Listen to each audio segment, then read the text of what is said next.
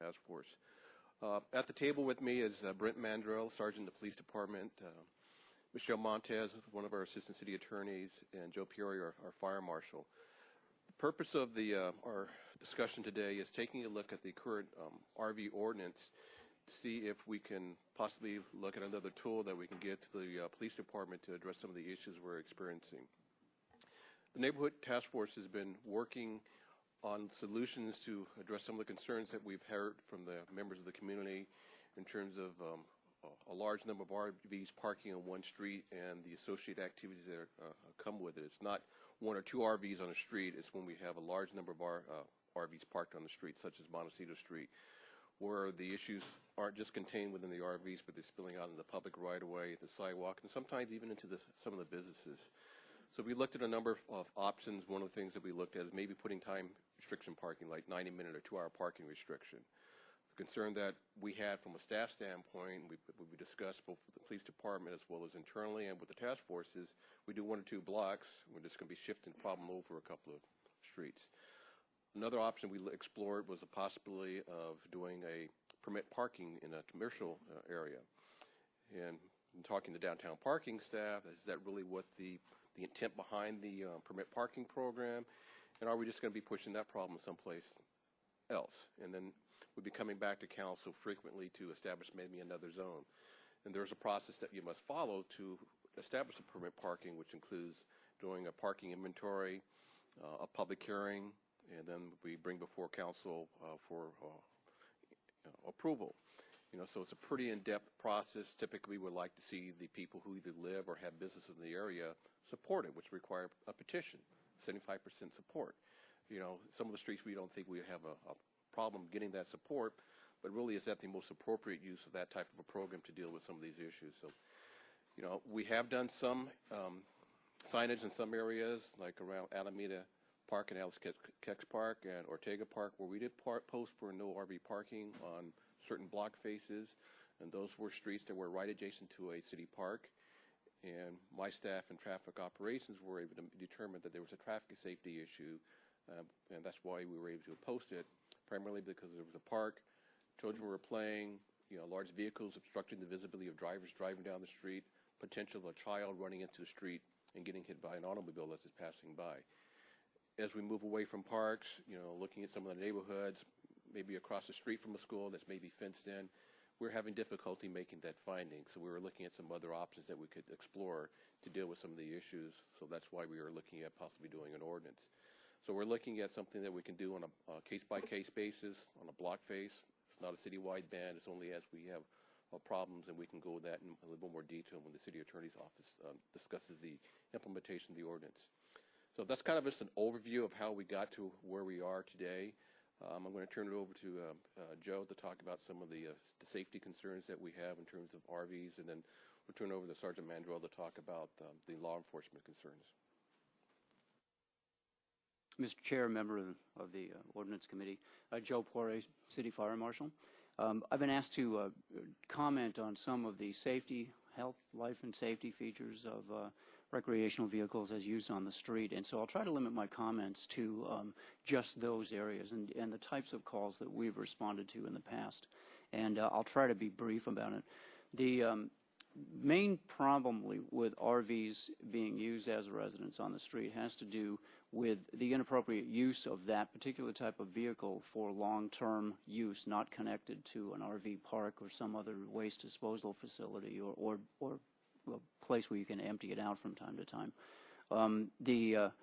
What we find a lot of times in these situations is RVs that are overly loaded with what we would call a fire load. In other words, ordinary combustibles are collected inside, not unlike hoarder conditions that we find in people who are psychologically disturbed, because the resident of the RV simply has no other place to put all these items.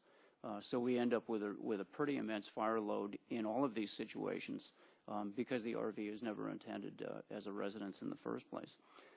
What that causes is an excess of fuel load once a fire begins. So we have a situation where if someone's living on the street and they have ignition sources in the RV, very often candles, cooking ignition sources, and so forth. Once a fire starts, it tends to spread a little quicker, and the RV itself, of course, burns very well. The electrical sources of ignition that we find are very often generator-caused, and also have to do with lack of maintenance on the vehicles. Many of the vehicles that we see are very old and haven't been maintained very well. So we've seen ignition sources in the electrical realm over the years. Noxious fumes from generators.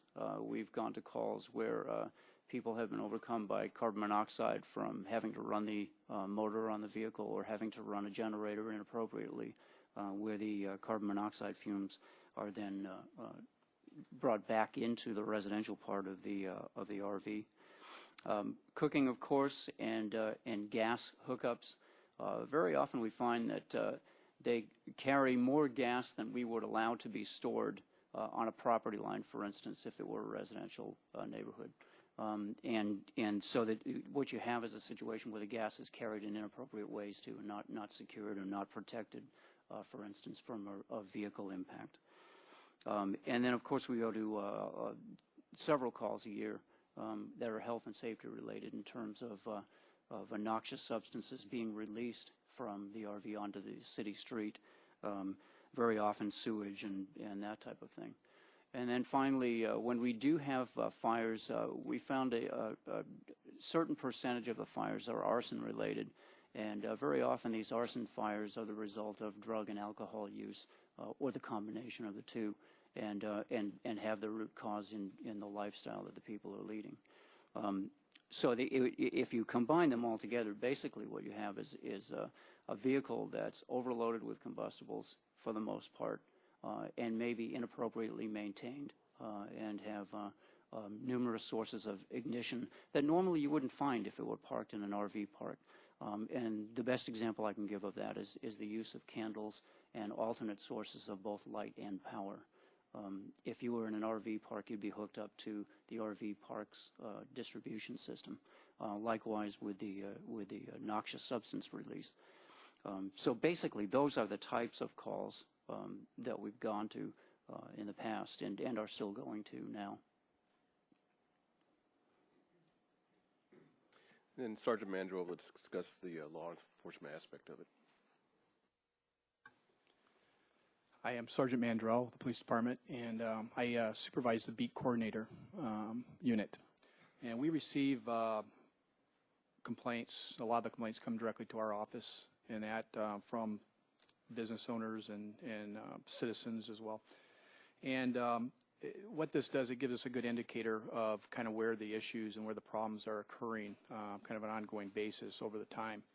And what I've done is actually worked with our crime analysis person who kind of an expert in this field of crime analysis, and we put together, as you can see, draw your attention to the screen, a map, and it shows down south of the freeway near the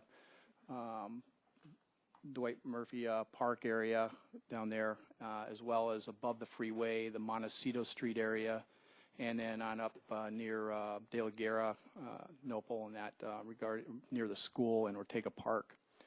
These are the three significant areas that we've had over the years of, and more recently, complaints from business owners and citizens and so on. The reason we provided this map is because what we did is the area south of the freeway was one of the more significant areas that was impacted prior to the ordinance going into effect that moved most of the RVs, people north of the freeway. Back, I believe, it was in February of '07. And since that's been in effect, approximately 16 months or a little bit more, what we did is we took stats from that area since that time.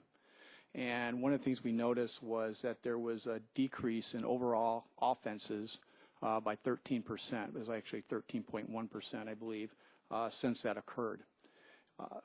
Kind of something to correlate with that, in the northern part of the freeway, and those two areas combined up there, there was a 19%, it was actually 19.1% increase in overall offenses.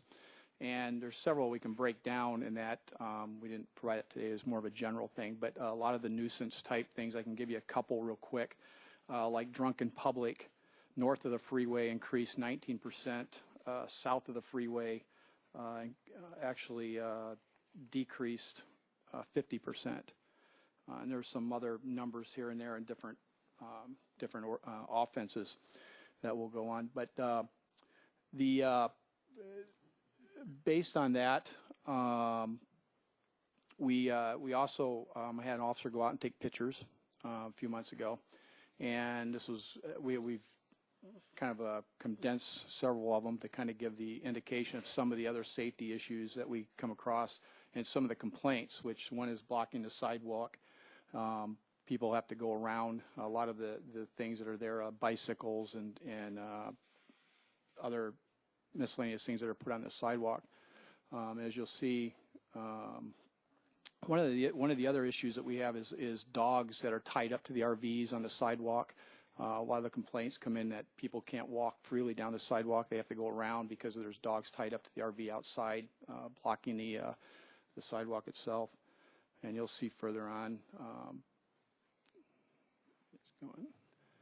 This here, there's some, a lot of times there's electrical items and cords and things that are laying across the sidewalk or into the street. And you'll see further on in some of the other pictures. This is one that was being towed. I'm not sure of what reason. There's several reasons, whether it's a mechanical issue or a issue with parking sites, registration, those things. These are all areas of north of the freeway. This is along the school. And then this is a good example of the blocking of the sidewalk. You can see it's a mattress there. There's actually food, strawberries, and bananas, some fruit that were left there. These may not necessarily be left by people living in the RVs, but by people that come along and see groups of RVs congregated and want to help out and provide these kind of items as food and mattresses and so forth, thinking that they're really helping. And they may in other ways, but as you can see, it does block the sidewalk.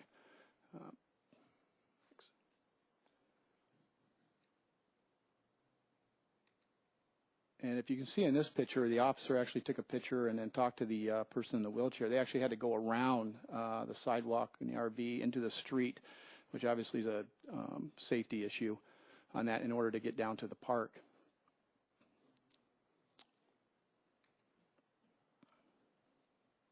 This is someone that was throwing something. We're not sure what the substance was, but out into the area of the street. One officer had commented just today, actually, that had found a couple cartons of urine actually sitting behind one of the RVs more recently. And obviously, we can't know whose it is, but it was another issue as far as health and safety.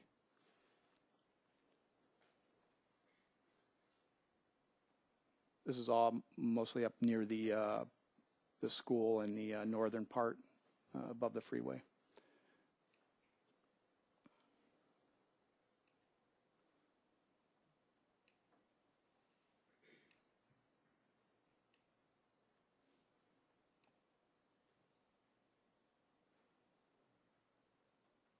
This is one that's been marked. You can see, notice the shopping cart, bicycles that are actually in the street behind the RV.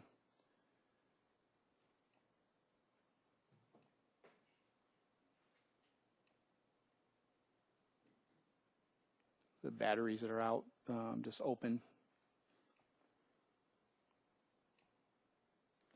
Bicycles, once again.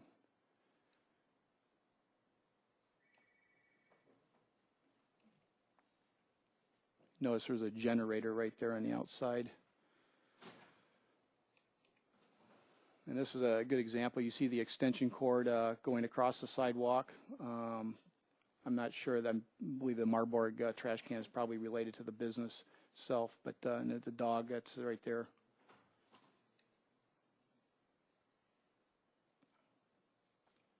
That's just a small example of a lot of the pictures that we've had. there were several that were involved. We didn't want to put faces in them. That we had an example of someone grilling, actually on the sidewalk, cooking and so forth. But these are the kind of things, along with, and we've had complaints about drug activity, as well as some of the prostitution type stuff too has gone along with some of that down in Montecito Street. We've done several directed patrols in that area as well. But that's pretty much as far as a safety standpoint.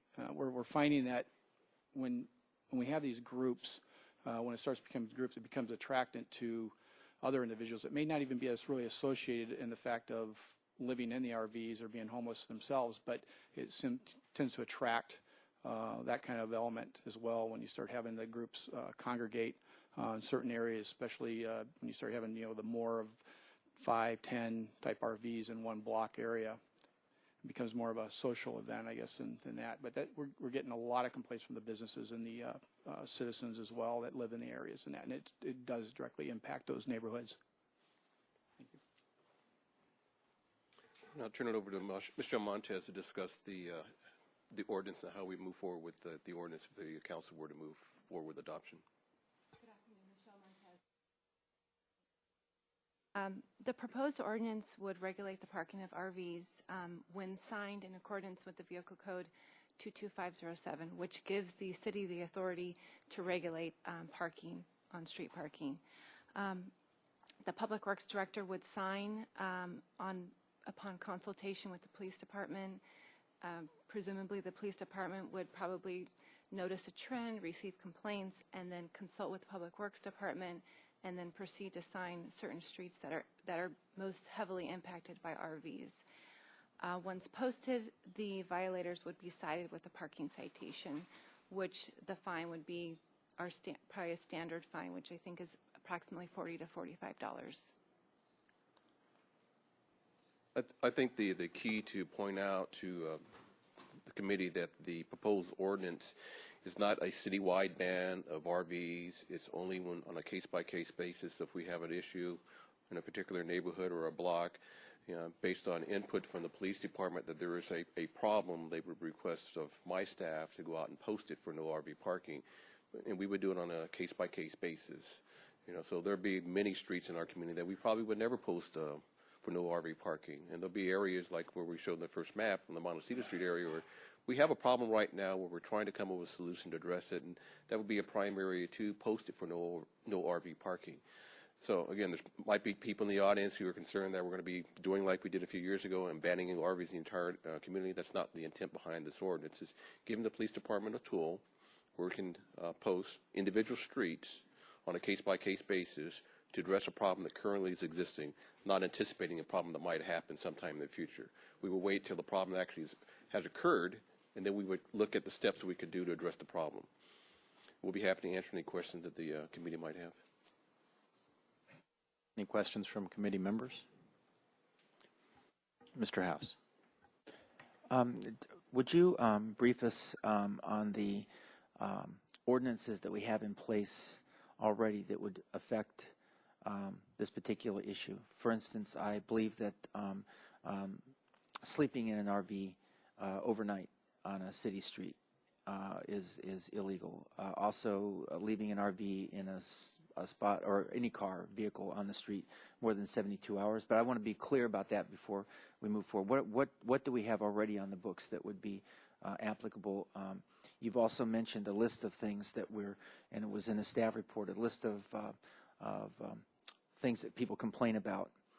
Some of which I guess we already have ordinances that address those things, blocking sidewalks, for instance, and drinking and public drunkenness, those kinds of things. But could we just get a little scan of what we already have available to us in terms of tools or resources? Ordinance Committee Chair and Ordinance Committee Member House. There is Santa Barbara Municipal Code Section 1516080, which prohibits habitating in an RV, which can be an infraction or a misdemeanor, so a notice to appear is required. You also mentioned the 72-hour parking. We saw a photograph of one RV that had been chalked So that's one other option. There's also a zoning section that speaks to no living, habitating, and recreational vehicles in the city. There's animal control regulations in Title VI and Title IX, which is the public offenses title. There's various ordinances that regulate public drinking, as you mentioned, public drinking and obstructing sidewalk. But all the code sections that Ms. Montez mentioned, the citation is issued to the individual. It's like no sleeping in your vehicle, for example. The problem that we've been experiencing is the police department shows up, they knock on the door, they don't answer. You can't leave a ticket on the windshield for sleeping, even though we might know they're sleeping in the vehicle. It has to be issued to the individual. Otherwise, it's not a valid ticket and it gets bounced out of court.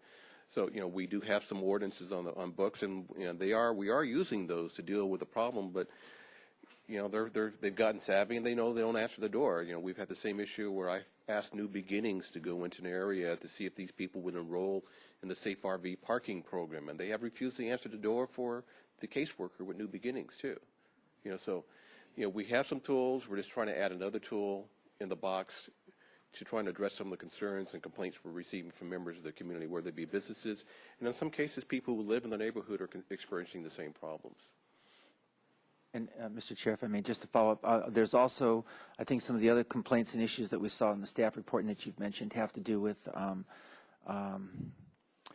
leaving waste and debris on the street or dumping the toilets on board the RVs, those kinds of things. So when I mention those as complaints, on each of those kinds of things as well, we have ordinances already in place, correct? Or are those areas that we haven't really addressed well? I know we added that extra dumping station a number of years ago, for instance, but is there the stick side of it already that prohibits that kind of dumping? Yeah, there are ordinances in place for that.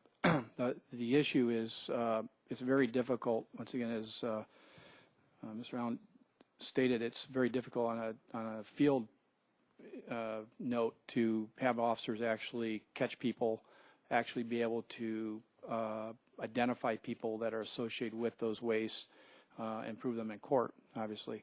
And a lot of times actually, knocking on the door, once again, it's a big issue with our officers being able, trying to knock on the door and get people to answer the door. And it's to be able to have that additional tool to leave a parking citation without violating anybody's rights of going into pulling the door off or going inside the door to try to address that issue with giving somebody an individual a cite for something of that nature. It's the practicality of it's very difficult for the officers in the street right now, and that's one of the issues. So this is just simply another tool.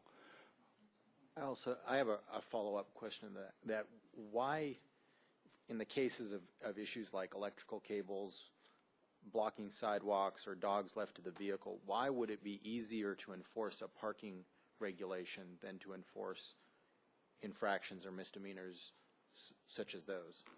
Each one you actually have to see someone there. Mr. Chair, if I could answer that question, and it relates, I think, pretty much all of these nuisance things, if you will, violations that we've identified, whether it's blocking the sidewalk or a cord running in across the sidewalk, maybe even illegally tying into someone else's electricity, no excessive noise, abandoned junk. All of these things are covered by the municipal code, have been covered for years. There's two fundamental problems that make those very ineffective tools. One is the necessity for the officer to catch someone in the act, and that virtually never happens. And then to have the ability to issue right then and there a citation, infraction citation, or a misdemeanor citation. The second problem, it's of recent origin, is essentially the court system, in particular in Santa Barbara County, because of the impacted jail, has opted to not issue bench warrants for municipal code violations. If someone signs a citation promised to appear in Santa Barbara County for a municipal code violation, and for a long list, actually, of even penal code violations. The courts, and if they ignore it, the courts only assess a civil penalty. They fine, it's not even fine, you couldn't call it a fine, it's a civil penalty. They, maybe it's $150 civil penalty, and it means that the entity that issued the citation, let's say the city, can take that person to small claims court and get $150 civil judgment against that person. Well, that's an absolutely, if you will, ridiculous enforcement methodology. There is no ability to actually take these individuals to small claims court and to get a judgment against them. And even if you could never actually effectuate that judgment. So the enforcement is not working. I think this ordinance, as a parking violation, it doesn't use the courts as an enforcement mechanism. It uses the vehicle code provisions that provide that you pay your parking tickets, or you're subject to being towed, or you're subject to losing your DMV registration or not getting your DMV registration renewed, is a separate enforcement mechanism. And the intent here is to essentially assert and get at the fundamental problem, and that's the concentration of RVs. We don't see blocking the sidewalk or abandoned property as the fundamental problem. The root cause is this concentration of RVs on the street violating the law. And 1 or 2 or 3 RVs in a neighborhood is probably not going to be a problem. And we don't for a second think that every RV owner violates the law or causes these problems. But apparently, once they get concentrated, like we've got 2 areas of concentration right now, we start getting a lot of these nuisance problems. And finally, the 72-hour parking restriction, which of course is a citywide restriction, applies to any kind of vehicle, is difficult to enforce. It does require going out, in the first place, it's response to complaints, because we have no way to know, we don't patrol the city streets looking for 72-hour violations. So someone has to complain, which means the vehicle's been there a long time at that point anyway. We go out, we mark it, and then we've got to go back 72 hours later and see if the vehicle has moved or not.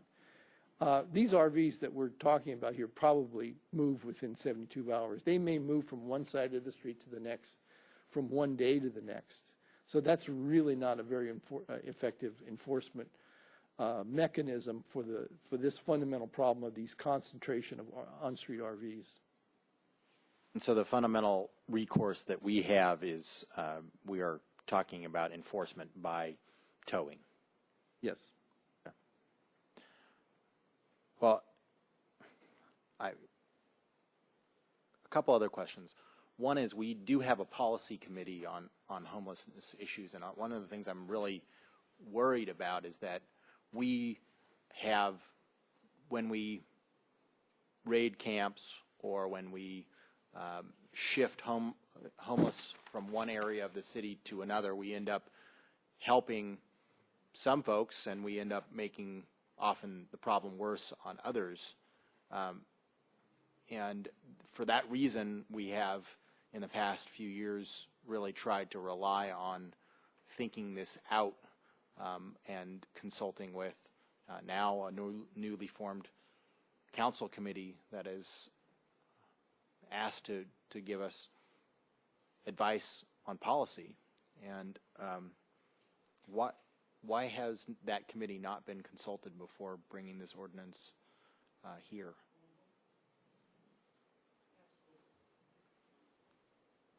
Well, Mr. Chair, I know, having been involved in that process, right, I think from the council, the origin of it at council meetings, my personal observation was that a committee was formed to concentrate on problems involving panhandling downtown and other areas, and then that expanded into, I think, probably a logical assumption that a lot of the panhandling problems had to do with people who were indigent and homeless, and so the discussion has broadened. But the agenda that I understood was articulated for that committee really did not have anything to do with on-street concentrations of RVs.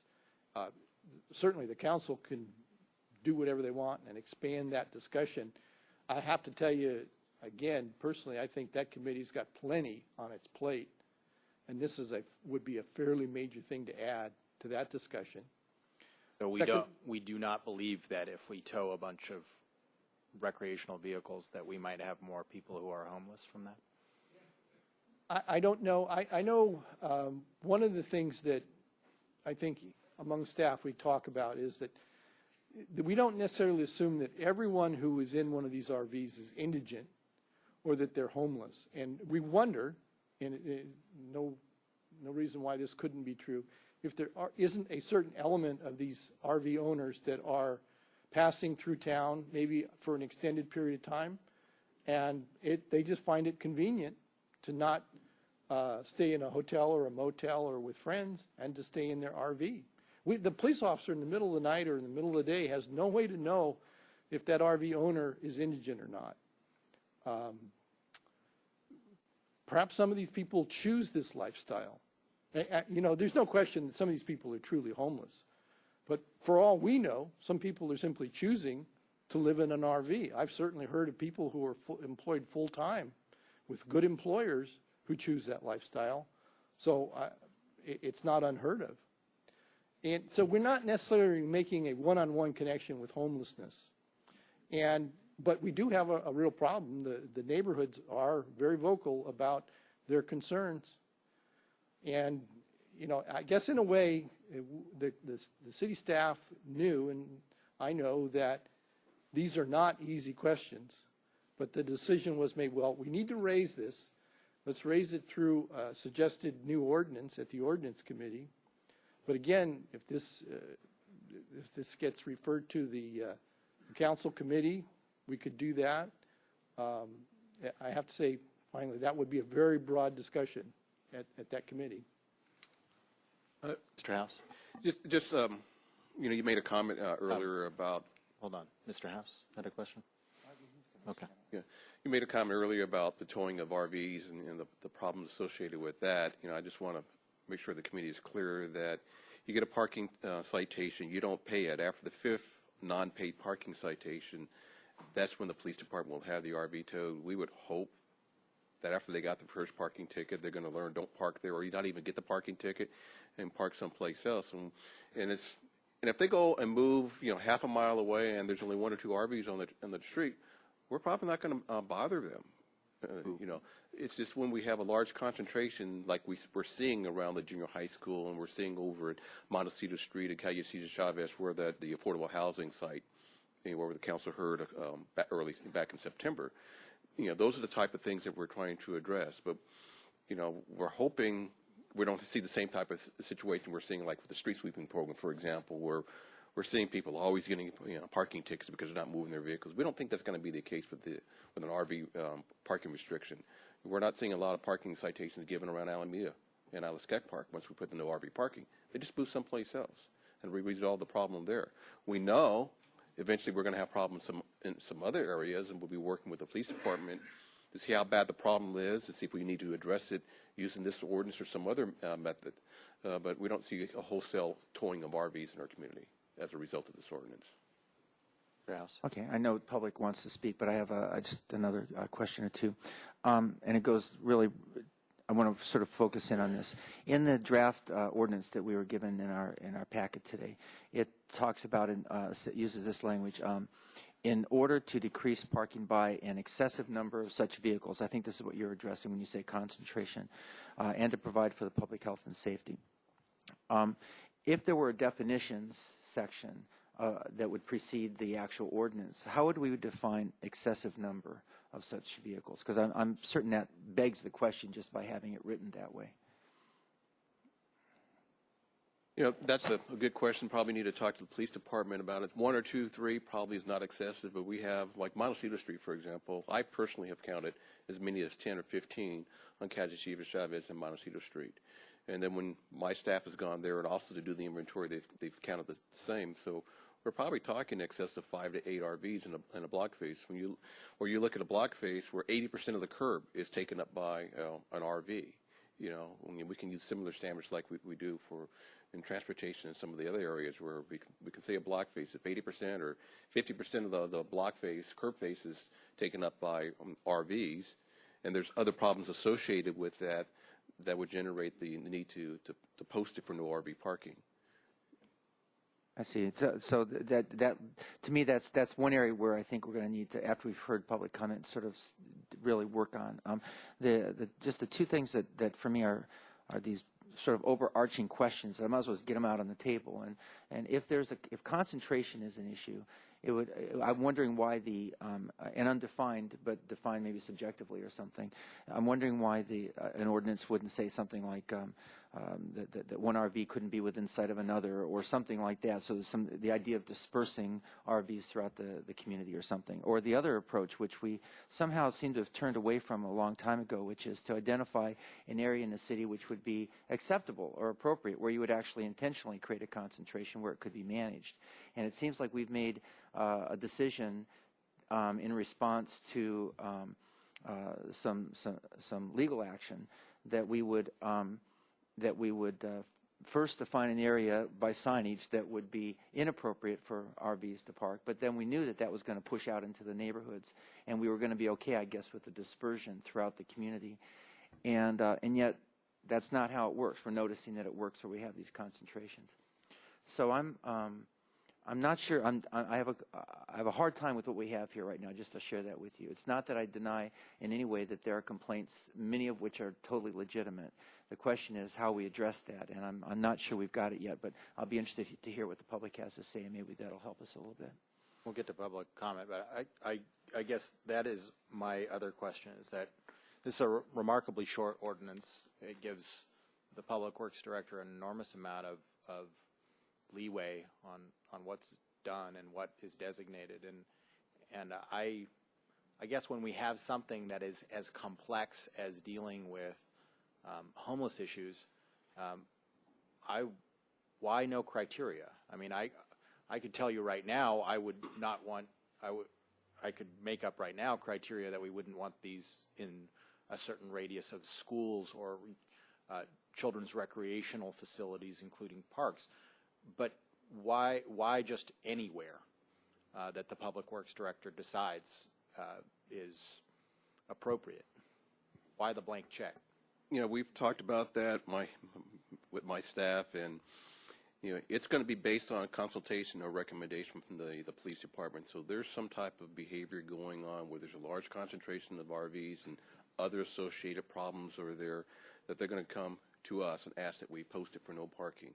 You know, I can tell you that, you know, folks in the Public Works Department and the Transportation Division, we have a lot to do, and going around trying to determine whether or not we're going to put no RV signs on various streets is probably something that we're not going to do on a regular basis. If we have a complaint, we'll probably, in fact, when we do complaints about behavioral issues in the public right-of-way, we send it over to the police department to do the investigation.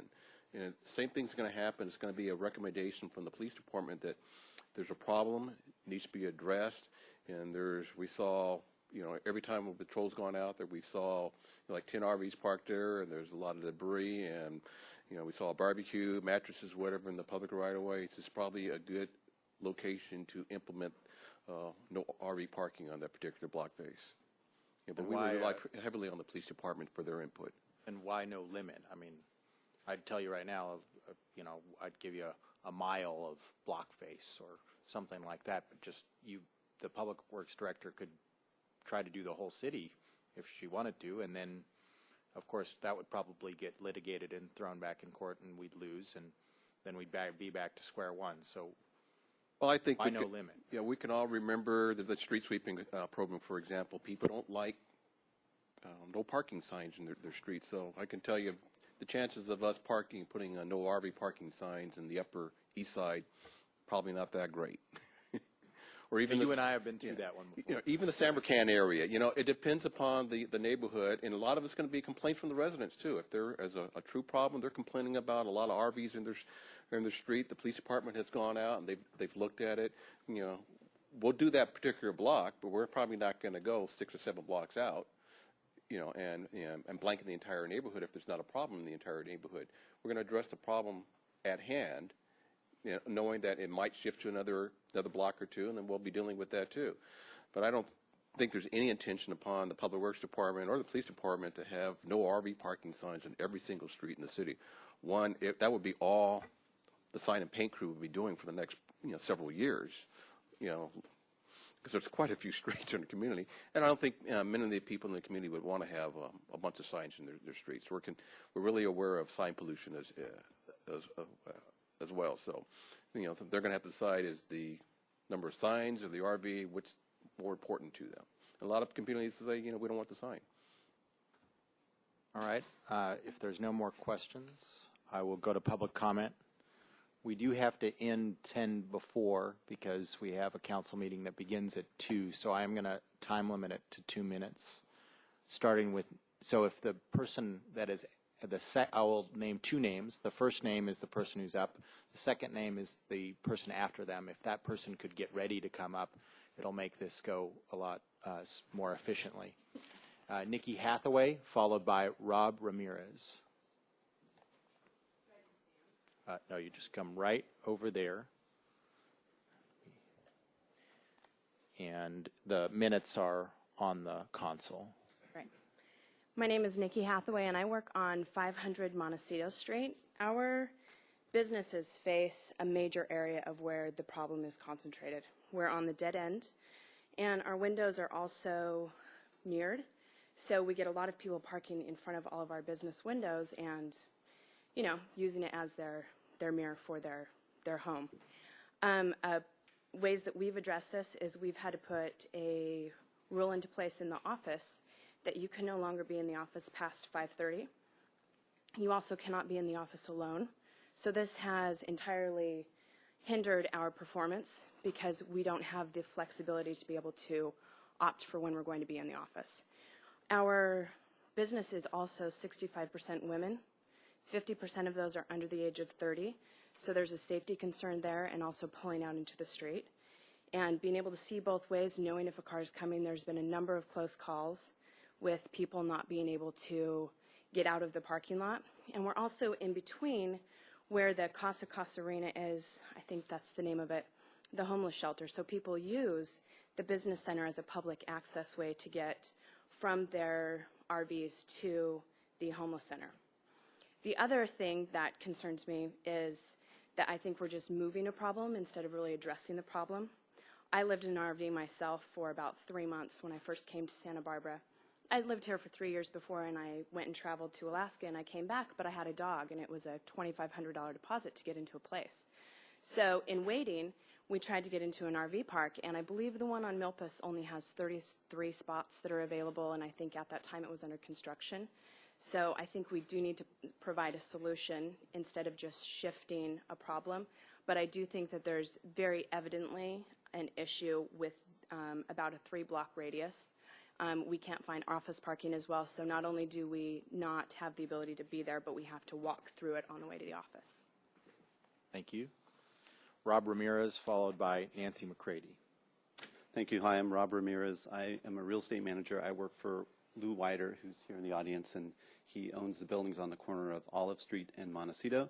And we've been dealing with this issue ever since about 2007. And what we deal with are, and our tenants deal with this as well, we deal with a lot of trash all the time, people defecating on our property, people urinating on our property. We're cleaning up beer all the time. Our tenants have been threatened. People are living in the street. We've had vandalism at our property, graffiti, spills of who knows what in the street. And we do spend thousands of dollars a year on additional security and repairs. And I think what the real issue is nobody's taken responsibility for solving the issue. The problem, I think, as we know, has been creeping to other areas of town, Santa Barbara Street, behind Santa Barbara Junior High. I see it on Cabrillo Boulevard every once in a while. And again, I think the issue is who's taking responsibility. We've actually tried with New Beginnings to allow some people in RVs to use our parking lot. And because of the issues of the RVs directly around our property, our tenants absolutely said no way could we do anything until the problem gets solved about what's happening in our area. So I think it is having a negative impact on the problem that we and New Beginnings is actually trying to solve. So I think somebody needs to take some responsibility. I'm here right now asking on a short-term basis for the problem to be solved in our specific area, Olive Street in Montecito. But again, I'm personally willing to help solve the problem long-term because I think it is an issue. Thank you. Nancy McCready, followed Hey, by guys. Peter Marin. I'm here representing Homes on Wheels, and I think it's been about 24 years now where Homes on Wheels has come before the city many times with proposals for a motor housing park or a low-cost motor housing park for people on the streets so that the people would be able to get off the streets. The motorhomes would be off the streets, but nobody wants to hear about it. So we try and work on it for a little while, and then it gets boring for people. And, of course, here you have it. I'm really upset because of the article, and I wanted to come and tell you. 5 people got killed in Laguna Beach in a campground, and 1 guy gets killed in Isla Vista because of the mean-spirited and awful, I think it's fear-based accusations about people, especially now they're talking about the people who live in RVs. Well, I don't know any prostitutes. I don't know any drug addicts. There might be some drug dealers out there, but you know, that should be something for the police to handle and not for me to handle. I'm not going to handle that. And I just don't understand it. I see people in their RVs cleaning up the neighborhoods with bags, and I see people cleaning up. As a matter of fact, I gave some people some graffiti remover yesterday, and they're working on fixing up the wall filled with graffiti. And I just, you know, people are really trying their best out there. It's really hard because there's a waiting list for housing. There's a waiting list for New Beginnings parking program. There's all sorts of things. And those people have been contacted by, at least the people that I know of up at the Armory, they have been contacted by New Beginnings, and they have been told that they have to wait because there's no more room at this point. There's no room anywhere. The shelters are all full. They're going to be full at the Casa Esperanza in another few weeks. So what are you going to do with people? Throw them out on in the bushes again? So I don't know. So I'm really worried about people charging people with things that are unproven and stuff like that. That's what I wanted to say today, and I think that we better go back and start working on possibly some area of town or even the county where we can put vehicles on a 24-hour basis and let them sign up for housing if they're not signed up for housing, and make it a temporary situation for them and get them replaced into the real housing again. I said, because people don't really want to live in an RV forever, you know? I mean, I'm glad I'm not anymore. So, I mean, and I lived in one for 24 years. So I'm just letting you know that we've got to quit we got to have a little more tolerance. We got to quit calling people prostitutes and drug dealers and criminals and that we're the ones who are stealing the bicycles in this town. It's all about the economics right now. Come on. Ridiculous. Thank you, Nancy. I'm being very liberal with time and letting people spill over, but I need to have people adhere to at least close to the 2 minutes. Peter Marin, followed by Linda Miller. It's true that we heard here a lot of allegations, very few facts actually, except a couple of photographs with what seemed to be minor breakings of the law. Besides that, what I heard over here is we probably won't extend this to the rest of town. But to give the city staff the authority to forbid RV parking in one place, have the RVers go to another place, and then, of course, have them have to forbid parking in that place, it's just a shell game where we will drive the RVers from one place to another until there is no place left to park. We all know that. The problem that arose was because we moved them from the beach to the present areas because we said no parking south of the freeway. So they have to go somewhere. You will remember that the task force called by this put together a couple years ago recommended to the city and the county that they adopt no new RV laws until there were places for people to park. I would just revert back to that recommendation, which was made almost unanimously by a committee made up of county people, city council people, and advocates and the police. The recommendation was no new laws. I suggest you consult your consciences, and I suggest that you consult the law. I think you are being ill-advised by city attorney and by staff. As you know, the council has gotten a little bit of hot water with a woman drowned in a pool, with 2 discrimination cases against the police, and with the suit that Committee for Social Justice brought against the city. In each case, you either lost or settled. And in this case, I think you should look and see whether these laws would actually stand up. When we, in the past, brought our suit against the city vis-a-vis RV parking, at one point the appeals court, not us, but the appeals court itself, compared the laws of the city of Santa Barbara to the 1930 laws that the state of California had against migrant workers. And the appeals court perceived this as a set of discriminatory regulations and laws pertaining to the indigent. You may not see it that way. There may be good reasons, apparently, for adopting laws like this. But when they create a pattern of discrimination, give people no access to housing, give the poor no alternatives except to break the law, then you have gone far beyond what you should have done as a city council. Thank you. Linda Miller, followed by Roger Hurrow.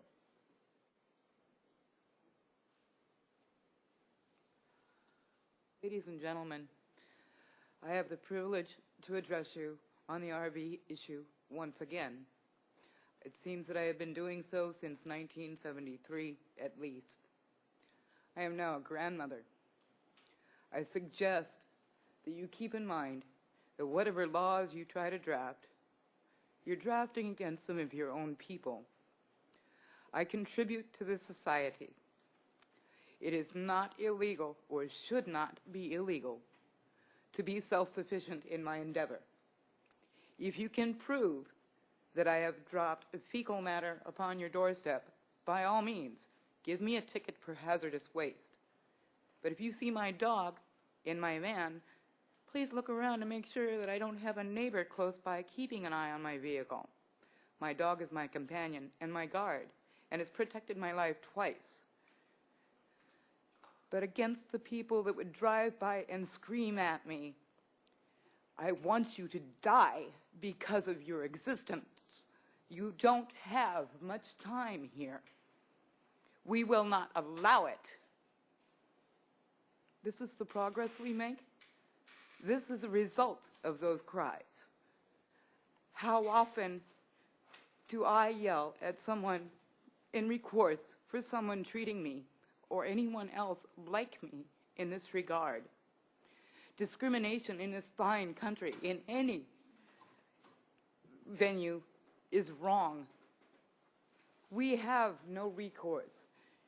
What you're doing on the face of it is draconian, and because it's being done quickly and under layers, almost suspect in that.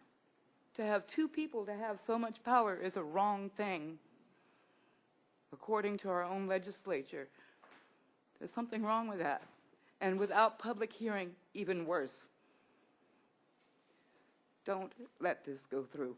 We already have enough, and I don't really feel it's a laughing matter, sir. If you see me cooking, Please it's wrap not up, against Nancy. the law. Roger Hurrow, followed by Lois Wielder, or Lewis Wielder. Members of the council, thank you very much. This is a very complex issue that you're facing. I wish I could come and make recommendations to you, but let me just share a few facts, because I think data is important. Last week, in some of the major newspapers in our country, there was an article that indicated that the fastest growing homeless population in the United States our families and children. That is also true here in Santa Barbara County. Last month, Transition House turned away 20 families because they were full. Casa Esperanza is full. A Good Samaritan in Santa Maria is full. Bridge House in Lompoc is full. Salvation Army is full. The rescue mission is full. And the winter shelter is still 3 weeks away, where Casa Esperanza will be able to house 100 more individuals for the 3 months. And then those individuals will be put back on the streets on April 1st. I often speak to groups and say, this is a social epidemic that we have. Rents are prohibitive in Santa Barbara County, especially on the South Coast.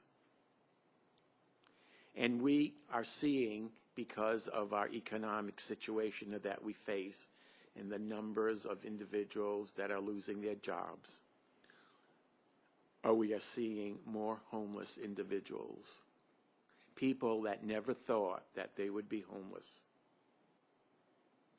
And we are starting to see some remnant, although not as significant as I believe it will occur, of individuals, men and women, coming back from the Iraq War who have no place to go.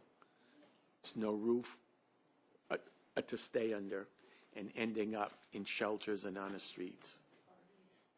We just saw the evidence of this happen just last week here. And so I would say that I have been very active in the 5 major issues that Mr. Francisco and 2 other councilwomen are involved with homeless issues. It's just not panhandling that the 3 of them are looking at.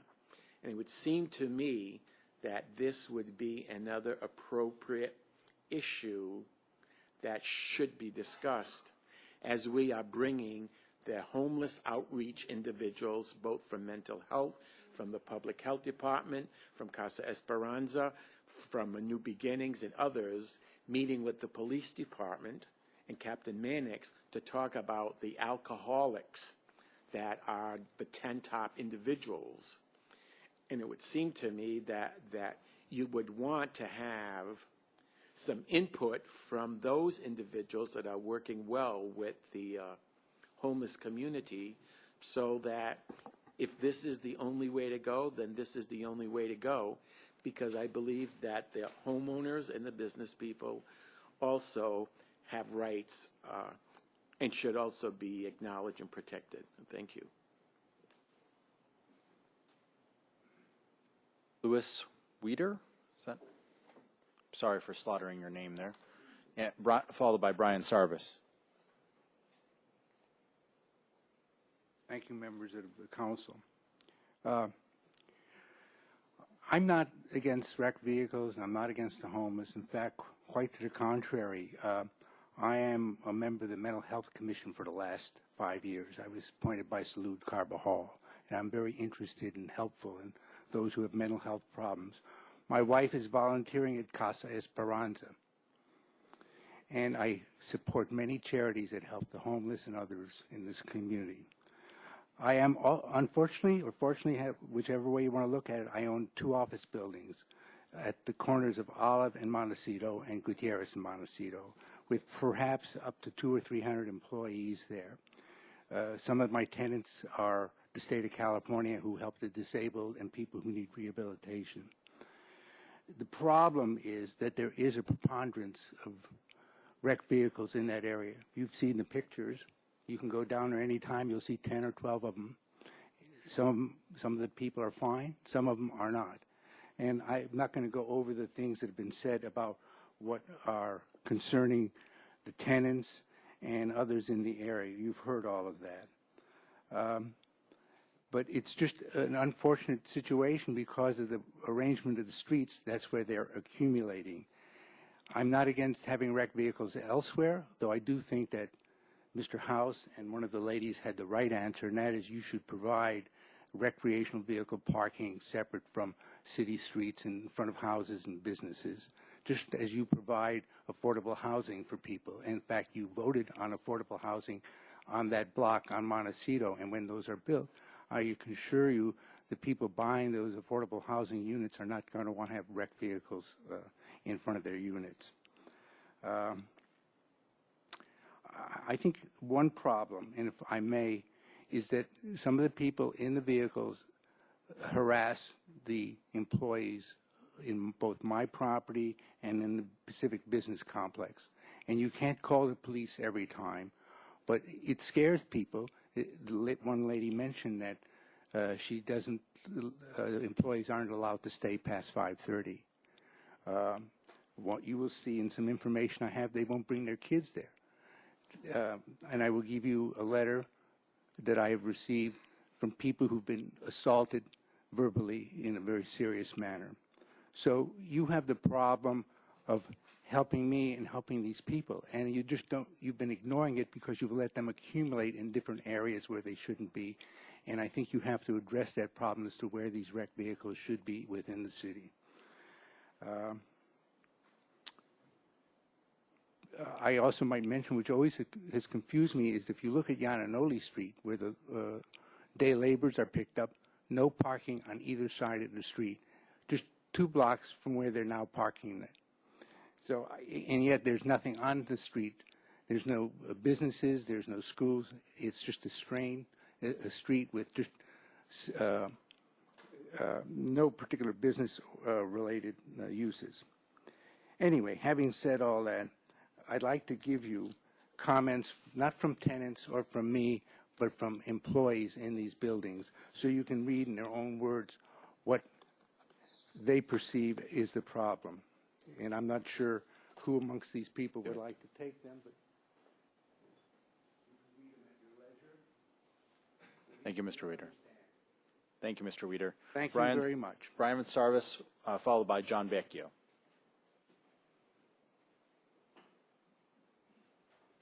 Good afternoon, council members. We took today off just so I could come to your meeting. Thank you. I'm Brian Sarvis. I'm superintendent of schools for the Santa Barbara School Districts. We have 16 schools within the city limits of Santa Barbara. I'm here really representing those children and their families. We have a problem with RV parking. We have a problem with RV parking. We hear comments regularly from parents who drop their children off at school or whose children walk to school, and they have concerns about their children's safety.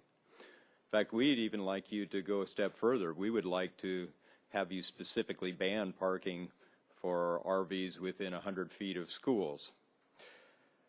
Many of the dangers are frankly unknown, but no parent should be needlessly worried because of the cluster of RVs around the playground at a school. You saw pictures of the RVs here that regularly ring the playground at Santa Barbara Junior High, where we have 13 and 14-year-olds at PE every day. The police department has been helpful, but we need your help. Many of these people are probably good citizens. I know some of these people, and they are good citizens. Some are not, and some are a concern to us. We want RVs off the street at our schools. If that can be accomplished through this ordinance, that would be fine. However it can be accomplished, we want the RVs off the streets around our schools. Thank you. Thank you, John Vecchio, followed by Brian Gannon. We do have decorum in this chamber, and I'm going to ask folks to not make comments at other folks' expense. Mr. Vecchio, followed by Brian Gannon. Thank you very much. I appreciate your time today. John Vecchio, principal at Santa Barbara Junior High, and I come before you today realizing there's 2 sides to this issue. I come representing the parents of, actually I've had calls from both Santa Barbara Junior High and Santa Barbara High School parents.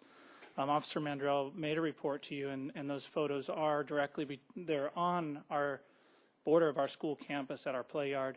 They are between the high school and the junior high school. And I come before you today to say that look, it's a complex issue, but what I do not believe is complex is that we ought to take action regarding RVs parking next to our schools. I, as the principal of the school, do not know these individuals. As Dr. Sarvis said, many of them may be very good citizens, upstanding citizens. Some may not be, but they come and go on a regular basis on the border of our school, and I have concerns about that. Parents have concerns about that, and so do students. I wanted to bring that to you today and ask for action with regard to our schools, and that if through this ordinance that is solved by no parking signs, or a separate ordinance which would cite a specific distance from a school for RV parking, I ask that you consider that and you take action on that. And thank you very much for your time. Mr. Brian Gannon, followed by Allison. Good afternoon. My name is Brian Gannon. I'm a facilities manager for a company called Commission Junction. We're located right off of 530 East Montecito. Actually, we're on the corner of Calle Cesar Chavez. Another two situations going on. I'm actually here just to announce quite a few unfortunate events that have occurred in the past year and a half with the employees, with our employees. Part of my job is to ensure the safety of our staff. And there have been numerous amounts of threats. Our employees have been harassed when leaving from work. There has been some panhandling taking place. Items stolen out of cars. I've myself witnessed urine and feces dumped in our bushes. And I think in retaliation of us, reporting this to the police, we've had fecal matter thrown at the walls of our business. And in addition to that, some time ago there was an incident where there was a young man that was thrown through our window. This is fairly late at night. I myself have witnessed drug use, drug dealing.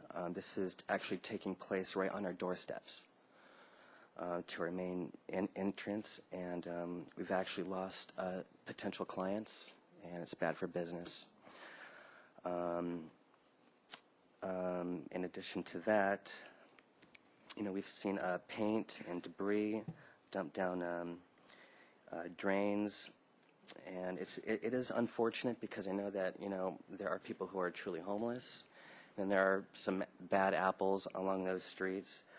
But I feel that the only way to eliminate it is just to, if we can put an ordinance like that in place, or maybe think of something that'll help us out in the business, that would be great.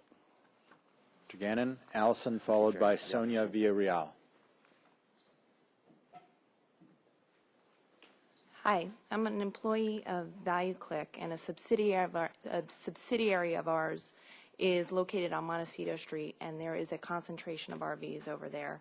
And again, it's not targeting particular people, it's the concentration of the RVs. Our business has 73% of our employees live in Santa Barbara and pay taxes in Santa Barbara, although we're considering moving our location out of Santa Barbara because of this concentration. We participate in numerous Santa Barbara activities: Santa Barbara Traffic Solutions, Santa Barbara Child Care Initiative, United Way, donations to local food banks, dog and the rescue mission.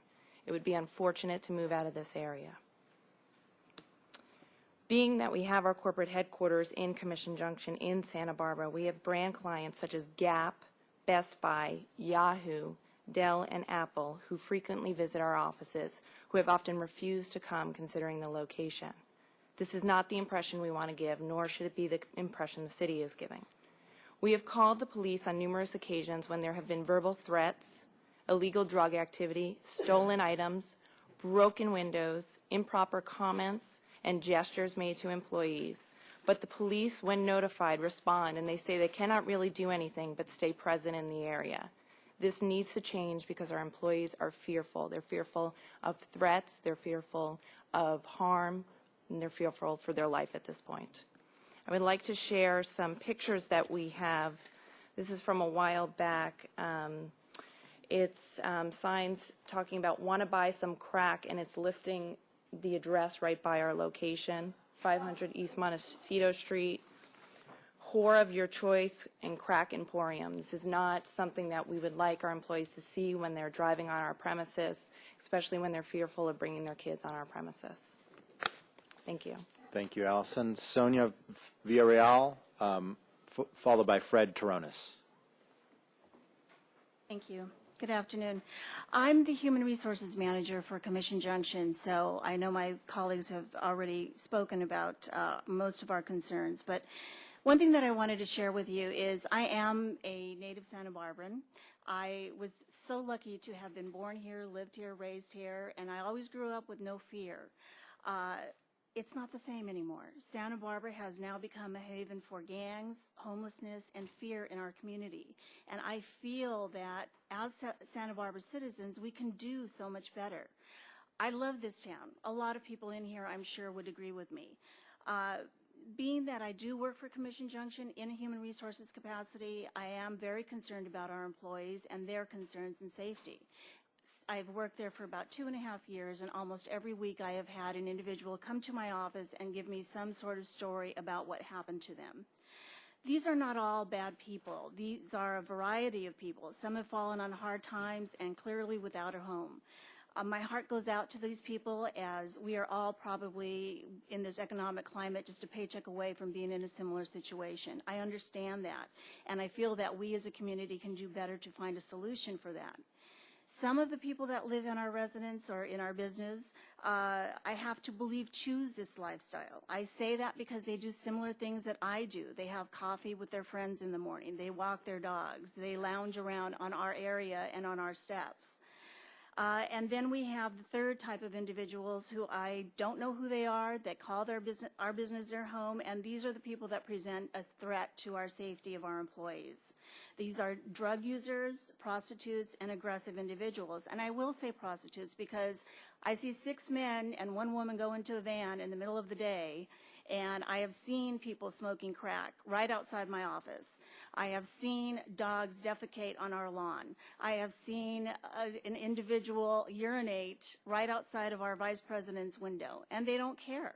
And I don't know who they are. I'm not trying to point fingers to people who are truly in a bad situation, but if we are going to succeed as a business and if we are going to keep our business here, we need to do something. The employees that we have are hard workers. They work all the way till late in the night. They leave at various hours. We have now had to provide our own security for their protection because they cannot go to their car without being accosted. There are 3 problems in my mind that I see. One is parking. We have almost 200 employees and only 97 dedicated spots within the parking lot. Sonia, you're going to have to wrap up. Okay. Parking.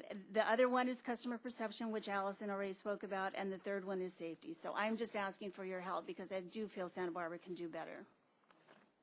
Thank you, Sonia. Fred Taronis, followed by Bob Hanson.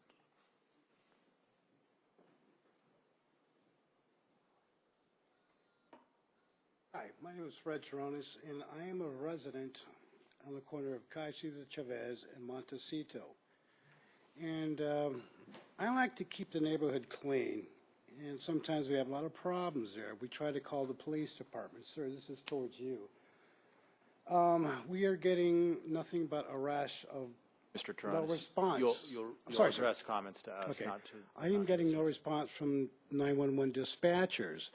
So I ran into an old officer who I know, Michael Clater. He gave me his personal cell phone number. So we were going through Michael Clater. There is a lot of drug activity, prostitution, mess, the signs. That was me. We put the signs up because we were calling the PD, telling him what was going on there, and we were getting no response. Michael Clater rolled up. I talked to him, and he's the one who started helping us. No, he is no longer... Like, he's in a different department now. Now we're working with Jared Hall, and we're having the same problems. And yes, ma'am, there is 2 motorhomes there that are dealing drugs, prostitution. I only have 3 officers that I can only work on the weekends that I can work with. I have nobody Monday, Wednesday, or Thursday, Sunday, Monday, and Tuesday. I need some help, sir. I mean, we don't like what's going on there. I don't like being there. I'm actually sweeping the street on Montecito with a broom at night. We go around it. We clean up the mess that everyone else leaves. Please help us. I mean, I don't know what else to say. I'm sorry to the businesses around there, what's going on. I mean, it's embarrassing. I don't like living in a motorhome. Hard times, gentlemen. Thank you for your time. Mr. Hanson, followed by Gary Linker. Good afternoon.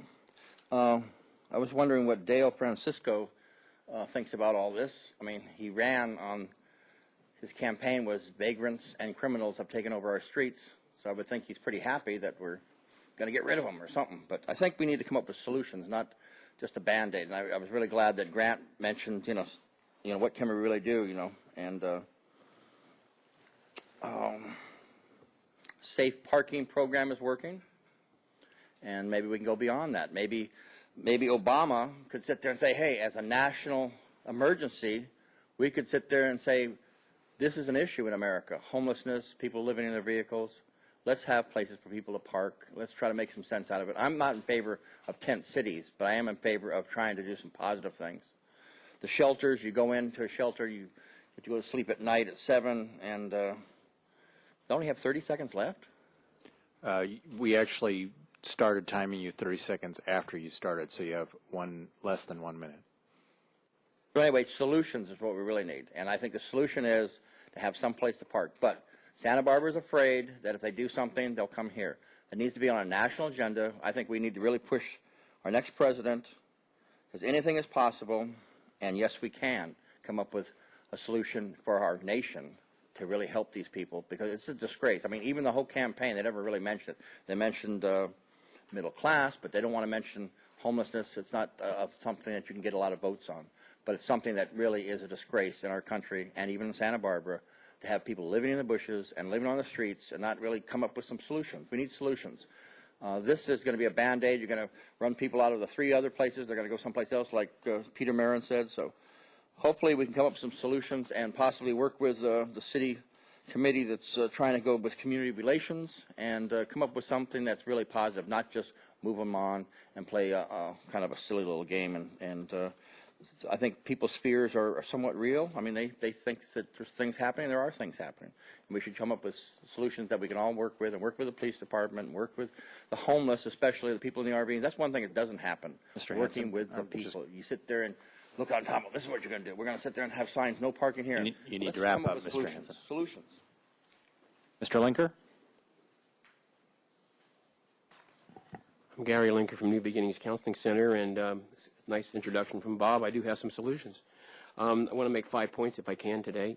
First, our safe parking program now is working with between 65 and 70 people daily. We have about a 20-person waiting list. I've, in the last 2 weeks, I've been able to secure our staff have secured 2 additional parking lots. I have the cooperation of Don Olson from the city working on finding other parking lots from the city. We're working on that, and we're going to expand that inventory. I've also have a staff member who I commit to 5 hours a week just walking around town trying to find new places for people to park, churches, nonprofits, and city and county parking lots. The second point I wanted to make is that we do have a 20 to 25 person waiting list, and we have had to turn people away, and there are people on the streets who do want to be in our program, and we can't find a place to put them. The next thing I want to mention is that we are in the process of looking for an RV park. We do think that for people who have committed themselves to going through the housing process and who are ready and willing to go into housing and maybe a month or 2 from being in housing ought to be in an RV park. I'm working with Rob Pearson. We're trying to find a location to have an 8 to 10 trailer park that people could stay in before they're going into housing. It would be another enticement for people to be on the list to go into housing. We do have a subcommittee working on the homeless issue, and one of the issues is the need for increased coordination between city police and homeless street outreach staff from various agencies to reduce calls for service to city police. It is the first problem area listed, and I'll be going on Thursday to talk about the importance of doing more outreach. We see a two-pronged solution to this problem. The people who we're working with currently, who are in those units that we're talking about in these neighborhoods, we've encountered two problems. First, many of them do not have current license, insurance, or tags. They're eligible to be in our program until they have those three things. We had a loan program. We have given out over $50,000 in the last 3 years to people. That money is still being repaid, but we need additional funds in order to help people become eligible for our program. There are people on the streets who want to do that. The last piece I want to mention is that I think there needs to be a lot more outreach. Yes, a lot of these people on the streets do need help, and they resist the help initially. Some are mentally ill. Some have drug and alcohol problems. We need to do more outreach. The outreach needs to be coordinated. This is going to take a little bit of money, but when I think about all the money being spent by police and so forth to deal with the problem here, the cost to agencies to help deal with this problem would be a lot less. Thanks very much. Thank you, Mr. Lenker. Do I have brief comments from committee members? Mr. Francisco. Thank you, Chairman Williams. I think we should keep ourselves to the same time limit. Well, there really isn't much to say, is there, then? This ordinance seems to me to be a very simple thing. There's obviously a huge problem affecting neighborhoods and businesses and schools. This ordinance seems to me to be very precisely targeted, very simple and straightforward. And I think staff has done a good job in formulating it. I think it will be, obviously, there are a lot of people who came here today to talk about the problem of the homeless in the United States. That's not the problem we're dealing with. What we're trying to deal with here is very small, very targeted, and I think this ordinance is the right approach. Thank you. I disagree. I do not think that this is very targeted at all. I think that we have rushed to this committee instead of putting it through the committee it should have gone to. And I think that I would be happy to do some things that I view as no-brainers working on this issue. I do think that there's a problem, and I do want to give staff a tool to deal with that problem. But to have this ordinance without any criteria is a blank check, and I'm not about to give a blank check to further criminalize poverty in this city. So I would either like to see criteria formed for what kind of places that the Public Works Director would designate, and I'd be happy to vote for it after that point. I believe that, for instance, within 100 feet of a school or children's recreation facility is fine. That would also take care of the needs of the businesses on East Montecito because of its proximity to La Casa de la Raza, which is a youth recreation facility. And so I do think that there is limited application that I would be happy to agree to, but I think we're going to have to ask staff to bring back criteria either next week if you want to work it on yourselves, or you could bring it to the committee that I do believe that should have been consulted about what that criteria should be. I believe that we do need to solve some of the public safety issues here, but I also believe that this needs to stand up in court. So I believe that criteria actually is something that will help us solve this in the long run instead of it being challenged and thrown out in court. And I believe this issue is going to get worse. 20 families being turned away from transition house is only the beginning. With the economy being the way it is, we are going to face more people, more families that are going to search for desperate solutions to be able to stay in this community, and that often means living in a vehicle.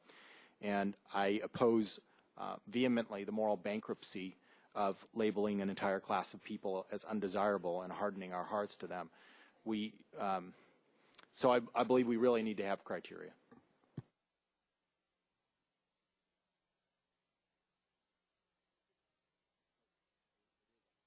Sorry, Mr. House. I had turned it off. Anyway, okay, so appreciating all the input, and I believe that there are problems. There's been a long list of issues, and complaints are the way that we've gotten the information, plus just direct observation. I don't think that the way that the ordinance is crafted right now is as helpful as I think that it should be. I think that the criteria that's in here is just too overarching in general. And if we were to specifically address or make a list, maybe a not exclusive list, but a list of the particular kinds of offenses that would be that would trigger our ability to take action, then I think that could be helpful. Right now, it's hard to find the nexus between the number of vehicles and the specific complaints. It could be one vehicle in a neighborhood or two that are doing this kind of thing, and others, I mean, it wouldn't be a big concentration, but it could be just terrible for the neighbors. So I think that we need, if we're going to have some additional enforcement using a tool like this, it needs to identify the kinds of issues that we keep hearing cited over and over again. And then from that list, you begin to work. On the other hand, I don't think this has been properly vetted. I think this needs to get more input, and not to stretch it out for a great long process, but we have an incredibly complex problem. We don't have another place for the people who are living like this to go. We have not made that provision, and that was one of the key findings from a great large amount of work before by people looking at this really hard. And I think somewhere in this process we need to find places that we would say are appropriate. And that's, I think, what Gary Linker and his program has been doing. The safe parking program is working, definitely. It is, but it's not sufficient. And we don't know how to make it expand that capacity, but it is a workable program primarily because it brings services to those who need them and makes that point of contact, which again we learned with the SROs is the key to success in these situations. Otherwise, we are just going to keep pushing it from neighborhood to neighborhood, and that's my biggest fear about this approach, is that we're only going to end up with another reactive approach that doesn't have a solution side to it. So we need to expand the inventory of the safe parking program if we possibly can, find some other avenues. If we're going to do an ordinance, I think that some of the simple low-hanging fruit, so to speak, schools, I get that. I can understand why that would be a very easy one to put together and to identify schools, playgrounds, whatever. But it still doesn't go to the heart of it. So I'd like to see another venue, and I don't know what the right venue is for this discussion, to be honest with you. It needs to have, I don't know if it is the homeless committee that's working or the group that's meeting later this week. I just don't know, but we need to hear, for instance, I would like to have some of the people that are actual RV dwellers, some of whom are actually very responsible members of our community, participate in this, because it puts a black eye on them the way some of the other ones are living in our community and causing these complaints. So I think there is an ordinance that we could craft, and I've given some suggestions on how we might get there. But I do believe we need more information and a much better nexus in the actual ordinance between the complaints and what we're trying to manage. Sorry, Mr. Horton, we're running a little bit late, and I'm just going to let you off the hook and give you 10 minutes for going to get coffee, because we still haven't even made a motion. Do either of the committee members have a motion? I understand that, and I agree that this was the proper committee, in my estimation, was not consulted. At the same time, I can understand why residents and business owners want some action soon, instead of it, going through another couple iterations. So I guess I would agree to a deferment for criteria, either to a committee or to staff recommended criteria. But Mr. Chair, I'm going to move that we criteria to come continue back this here. item and that staff have an opportunity to take the input that they got from today.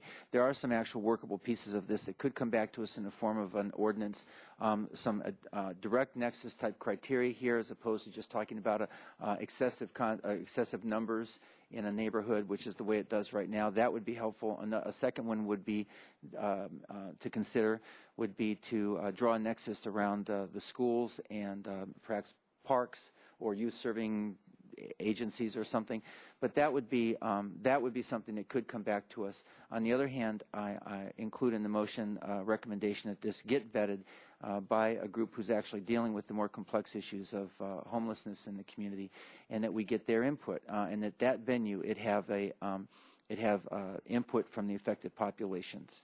And I say it plural because it's the neighbors as well as the people who live in the RVs.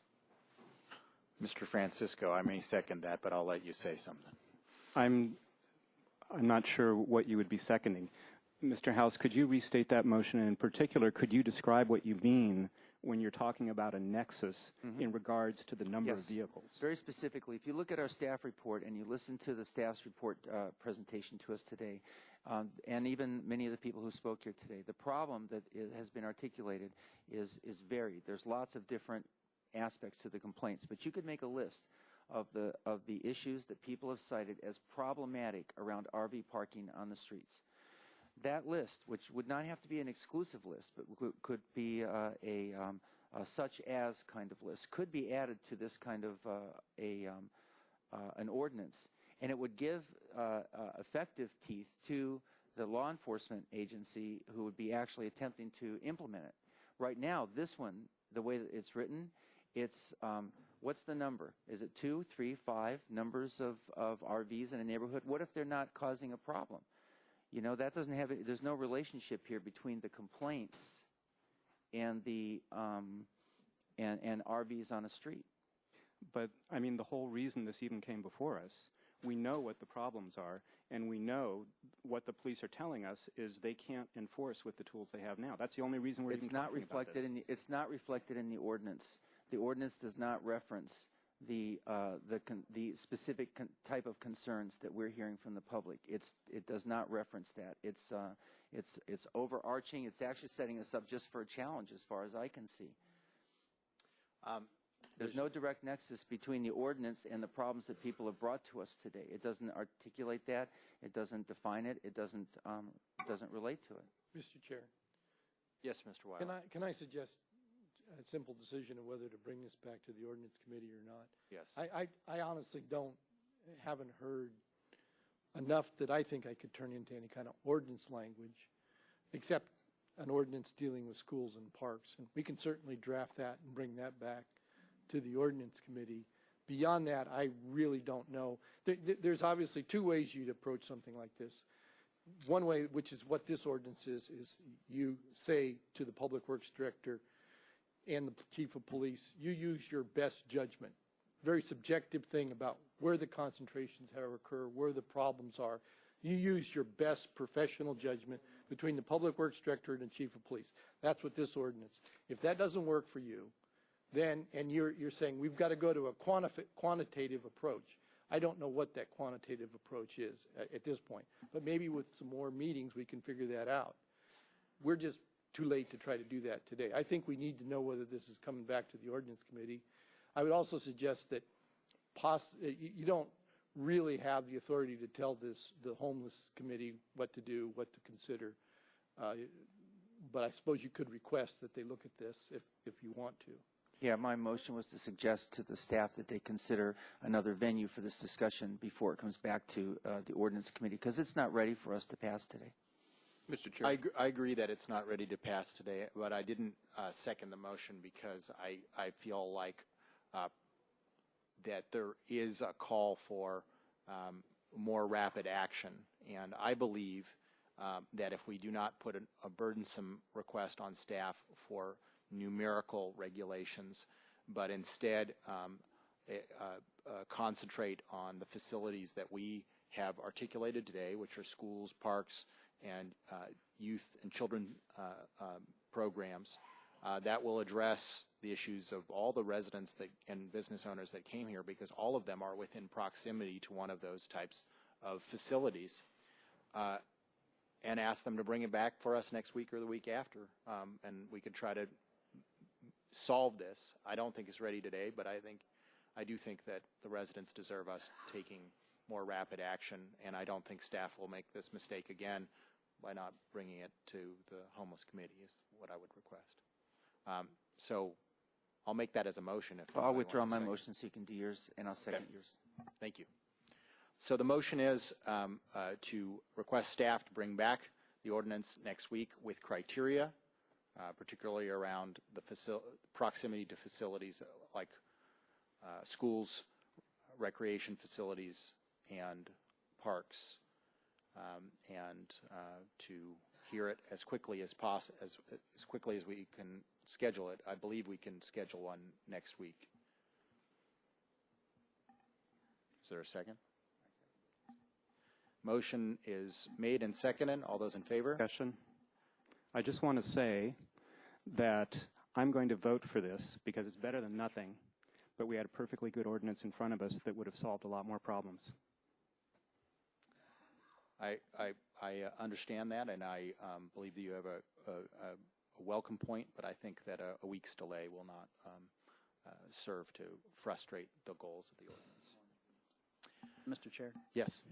We'll do our best to come back next week, but if that's not doable, given agenda scheduling issues, we'll come as quickly as we can. I trust you. Thank you. All those in favor, please say aye. Aye. Aye. Opposed? Motion carries.